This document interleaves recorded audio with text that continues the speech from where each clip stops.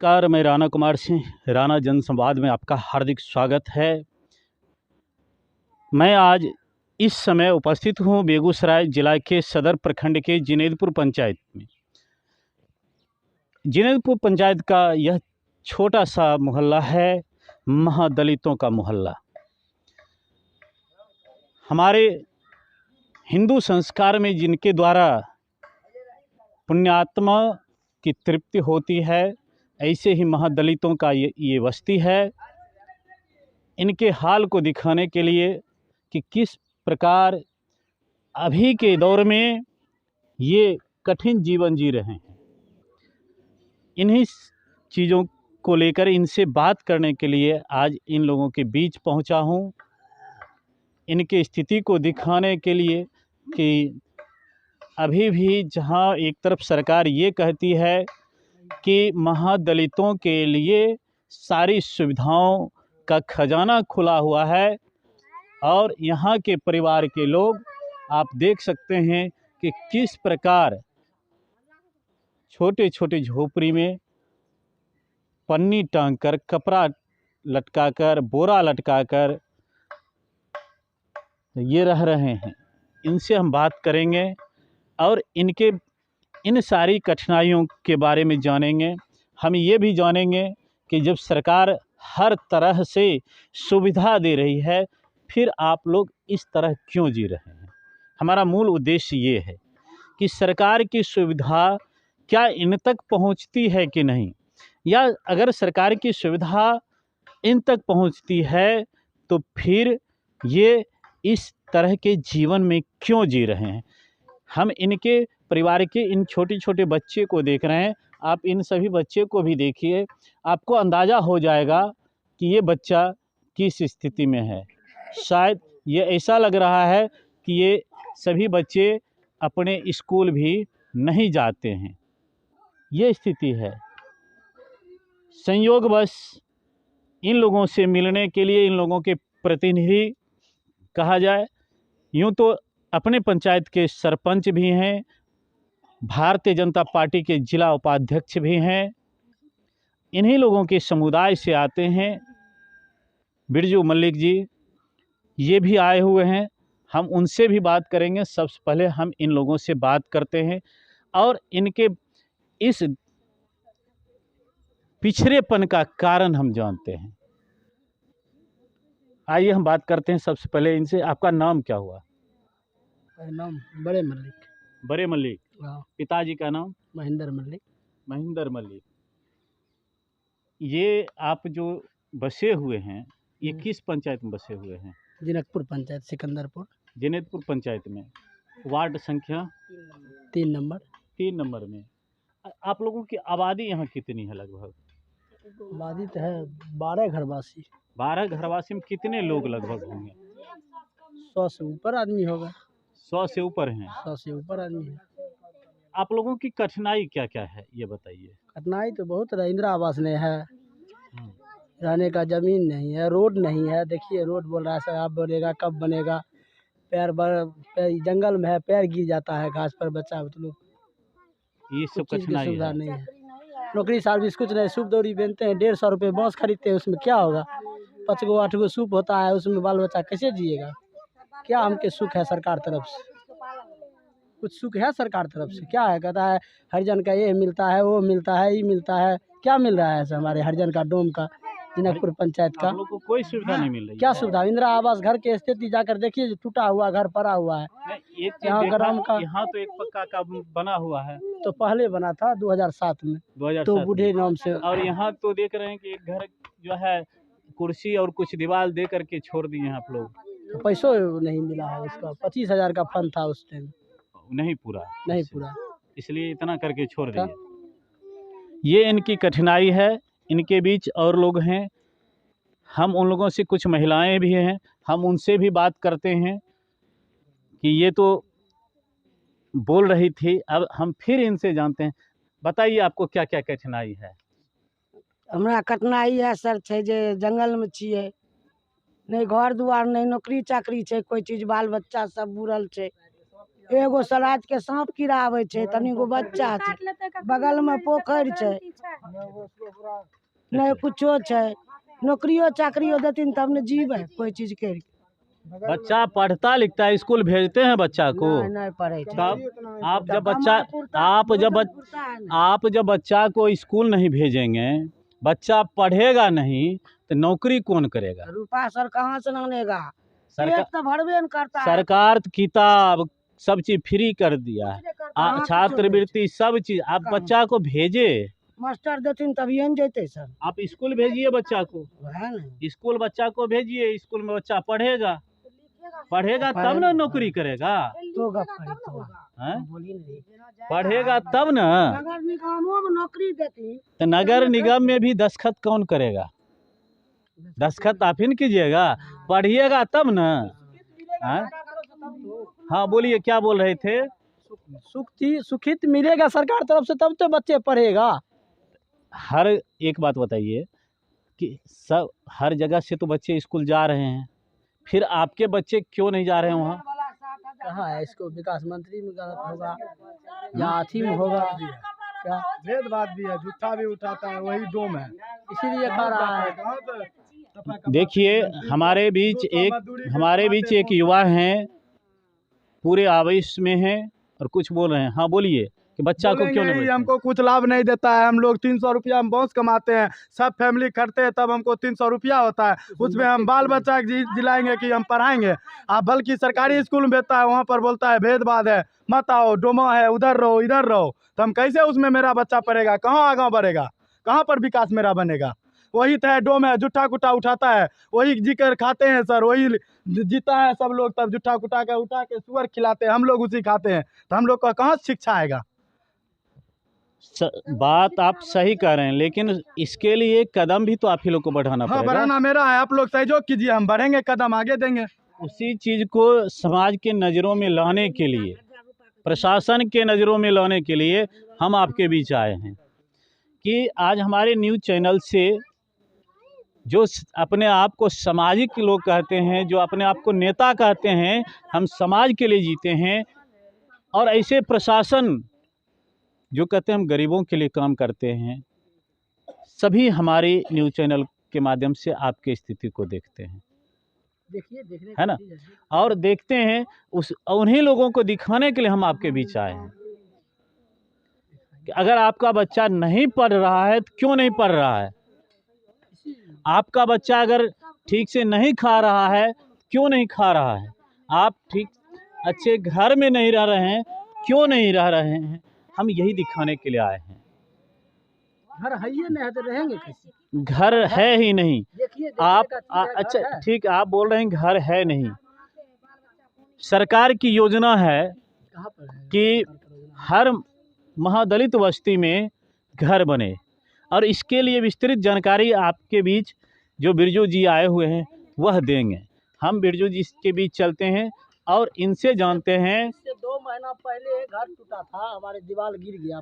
कैसे टूटा था? बारिश में अंधर में गिर गया, गाछ पेड़ का गाछ गिर गया, घर टूट गया। मुखिया के लिए गए बोलने के लिए, सर हमको घर का कोई व्यवस्था करवा दीजिए। बोला अभी फंडे नहीं है। मुखिया जी बोले फंडे नहीं है। अच्छा, दिखाए, फिर वैसे टाट फड़क लगाए, ऐसे उसे करची उर्ची कर लगा कर है, किसी तरह बाल बच्चा जीवित कर रहे हैं। देखिए, देखने की चीज़ है, देख कर जाके देख सकते हैं आप समझ सकते हैं कि एक जनप्रतिनिधि का क्या दायित्व होता है और किस प्रकार ये लोग पेश आते हैं। हम बिरजू जी से बात करते हैं। बिरजू जी, आप जिस बिरादरी से आते हैं, चूँकि अभी नाम लेना भी गुनाह है, हम लोगों के ऊपर भी मुकदमा दायर हो सकता है कि आपने इस जाति का नाम लेकर जाति सूचक शब्दों का प्रयोग किया, इसलिए मैं नहीं बोल रहा। आप खुद बोलेंगे तो अच्छा लगेगा। तो आप जिस बिरादरी से आते हैं उस बिरादरी का आप प्रतिनिधित्व भी करते हैं जिला स्तर पर, राज्य स्तर पर, राजनीतिक दलों में भी पैठ है, आपके दरवाजे पर विधायक, सांसद, केंद्रीय मंत्री बैठते हैं, फिर भी आपके बिरादरी की ये स्थिति है और ये चिंताजनक स्थिति है। इस पर आप क्या कहते हैं? जी, सबसे पहले तो मैं आपको बहुत बहुत धन्यवाद, आभार व्यक्त करूंगा जो आप हमारे समुदाय के प्रति इतना स्वभाव और विचार रखते हैं और हमारे समुदाय के बारे में इतना सोचते हैं। रही बात इन जहाँ हम अभी उपस्थित हैं, यहाँ हम पिछले 2 दिन पहले आए थे, पहली बार आए थे, क्योंकि यहाँ पहले हम कभी आए हुए नहीं थे। और जब आए यहाँ, तो मुझे लगा जो हमारे समुदाय में ये बुराइयां अभी तक पनप रही है, जो कहीं न कहीं इनको कोई साधन सुविधा नहीं है, जो हमने अपनी व्हाट्सएप फेसबुक के माध्यम से उजागर करने का प्रयास किया। लेकिन है क्या, जब आने के बाद हमें लगा, तो आपसे हमारी बात हुई, तो निश्चित रूप से आप आए। मैं अपने समुदाय की ओर से आपको बहुत बहुत धन्यवाद, आपके चैनल को बहुत बहुत धन्यवाद, आभार व्यक्त करता हूं। और रही बात इनकी रहने और ठहरने की, वो तो देखने की चीज़ है, और जनता जनार्दन है। वोट के समय में ये लोग वोटर होते हैं, लेकिन एक समय आता है जब इनको रहने की, अभी आप सुन रहे थे, घर गिर गया था और कर्ची लगा करके किसी तरह ये अपना जीवन यापन कर रहे हैं।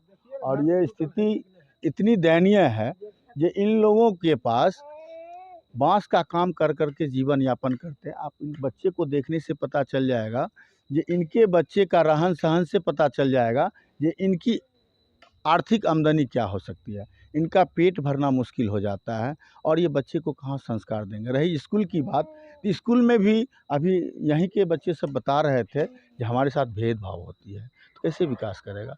देश बहुत आगे बढ़ रहा है, देश ऊंचा चल रहा है, देश कह रहा है जो हम सबके साथ और सबके प्रयास में लगे। यही चीज़ मैं जानना चाह रहा हूँ कि देश बहुत आगे है, बिहार बहुत आगे शिक्षा में बढ़ रहा है। जी। हमारा बेगूसराय भी, यहाँ तक कि हमारा दोनों पंचायत जो है रजौरा जीनेतपुर, यह भी शिक्षा के बहुत आगे। लेकिन पहली बार ये सुनने में आया है कि यही लोग कह रहे हैं कि हम लोगों के साथ भेदभाव होता है। ये यहीं के जो वासी हैं, वही उन्हीं के माध्यम से हमको भी पता चला है कि सरपंच साहब, जब हम स्कूल जाते हैं तो हमारे बच्चे के साथ भेदभाव किया जाता है। लेकिन बाबा साहब का संविधान लिखा हुआ, बाबा साहब का जाति बिरादरी से हम आते हैं, जो बैरिस्टर बने, संविधान बनाए, कानून मंत्री बने, और बाबा साहब का संविधान को लेकर के देश और दुनिया के पटल पे ये उजागर है। मेरा कहने का ये तात्पर्य है कि यहाँ लगभग दर्जनों बच्चे ऐसे हैं जो अभी शिक्षा से महरूम हो रहे हैं, एकदम एक भी बच्चे स्कूल नहीं मिला। जाते हैं। क्या आप अपने प्रतिनिधि मंडल के साथ इनके नज़दीकी विद्यालय प्रशासन से मिलेंगे कि निश्चित क्यों नहीं पढ़ाया जाता है इन सभी बच्चों को? निश्चित रूप से राणा जी, हम खास करके इसी विषय पर यहाँ बैठ करके इन सभी से हम बात कर रहे थे, जी। और अगली हमारी योजना यही होगी, यहाँ के बच्चे को स्कूल तक पहुँचा देना, ये मेरी पहली प्राथमिकता होगी। और जब स्कूल बच्चे जाएंगे तो उनका संस्कार जगेगा, और उनका संस्कार के साथ साथ हम सब मिल करके सबका साथ और एक सब माहौल अलग हो जाएगा, और वो रहन सहन से भी प्रभाव पड़ता है। आज जिस बात की चर्चा यहाँ हो रही थी कि नौकरी वगैरह, शायद ये बच्चे शिक्षित होंगे तो कहना नहीं पड़ेगा। नहीं, ये तो बात सही है। अगर इनके बच्चे अगर आज स्कूल नहीं जाते तो 3 पीढ़ी इनकी ख़त्म हो जाएगी। अगर एक पीढ़ी का बच्चा अगर पढ़ लिख लेता है, तो हम समझते हैं उनकी 3 पीढ़ियाँ आगे बढ़ जाती है। आप देखिएगा, हमारे ही समुदाय में बहुत सारे लोग हैं, कोई डॉक्टर हैं, कोई इंजीनियर हैं, हाँ, लेकिन ये गांव और ये पंचायत की जो स्थिति बनी पड़ी है, यहाँ के जनप्रतिनिधियों को भी सोचना चाहिए। जो आप उनके वोट लेकर के राजनीति करते हैं, उनके साथ में क्या व्यवहार हो रहा है, थोड़ा देखना चाहिए। देख करके कम से कम सोचे, जो यहाँ के महादलित के बच्चे, डोम जाति के बच्चे, जो हमारे हाथों से सूप दौरी बना करके आपके भगवान पे चढ़ाया जाता है, सिरा पे चढ़ाया जाता है, सुप्ती मौनी हमारे पाँव से बना हुआ आपके सिरा तक चढ़ाया जाता है, लेकिन स्कूल में भेदभाव, ये तो शर्म लगती है हमें। बिरजू जी, सबसे बड़ी समस्या जो थी शिक्षा की, और दूसरी समस्या इनके साथ हम देख रहे हैं कि इनके घर से लगभग 100-150 मीटर दूरी पर पीसीसी ढलाई रोड है। वहाँ से यहाँ तक आने के लिए सड़क भी इनके पास नहीं है। एक तरफ वस्तु स्थिति ये है कि ये जंगल है, मैं अपने कैमरा में दिखा रहा हूँ कि 21 तरह के जंगल में चारों तरफ रह रहे हैं।